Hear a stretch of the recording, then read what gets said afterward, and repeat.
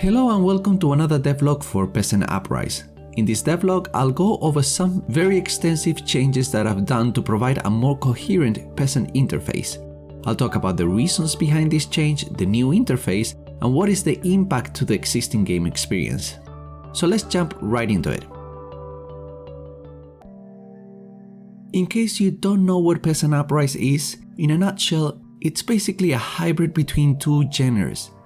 Role-playing game or RPG and real-time strategy game or RTS. Now this has a set of challenges. RPG focuses on the individual character progression, while RTS focuses on the management of multiple units. Thus far I believe I have found some harmony in this marriage from a mechanics point of view. However, when it comes to the user interface, I found many challenges. In order to fill the individual needs of a character, as you would in an RPG, I created this mini panel that shows which peasant is selected. So that was the initial approach to be able to manage a large group, yet be able to select a single unit within that group that you give orders or customize. In order to change your selection, you could click on a particular peasant or tap to cycle through all of them. This works and still works great if you have 5 to 8 peasants, but if you have 30, you'll need to cycle forth and back through all your peasants in order to find the one you need to interact on. At camp, this may not be a big deal, but during a battle that you need to apply healing, time is sensitive, and you may not reach the peasant in time. The game does allow selection via click, but battles are a bit chaotic and it may be hard to click on the peasant you want to interact with while they're moving around. Overall, I found myself cycling back and forth through a bunch of peasants, oftentimes not able to act on time to a peasant in need. Combat can sometimes involve a good number of peasants and soldiers spread around. And since you can zoom in, some of the peasants may not be within the camera view.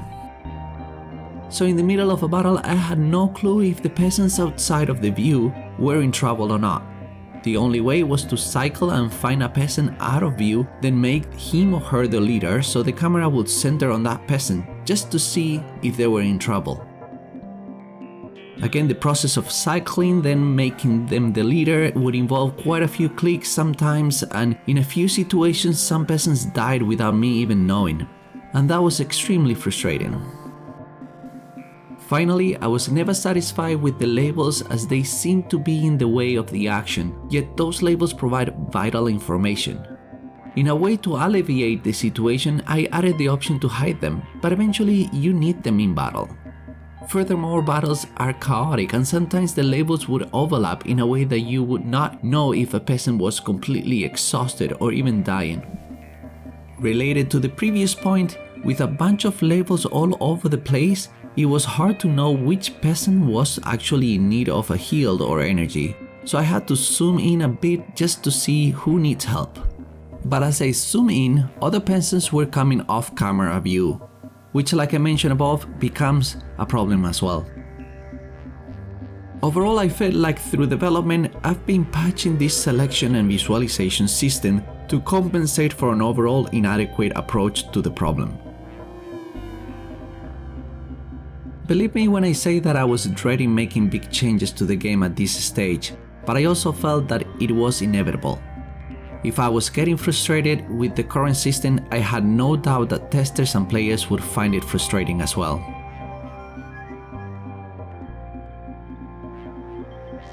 With all this in mind, I decided to redesign the whole peasant interface approach in favor of a panel on the side that you can expand and see all your peasants.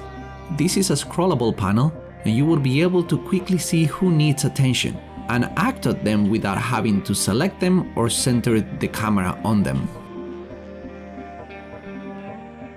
The panel is divided between those involved in an adventure and those working at a camp, so you can focus on those on the adventure during an enemy encounter.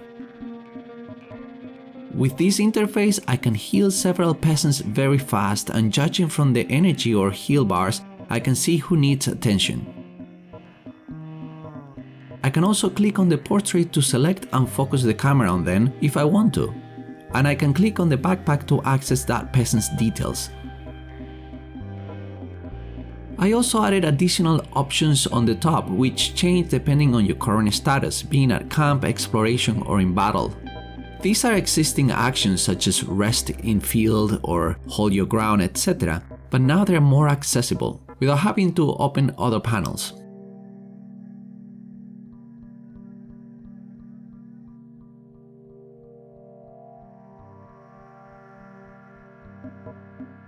Finally, I can close the panel and enjoy the progress my peasants are doing at camp.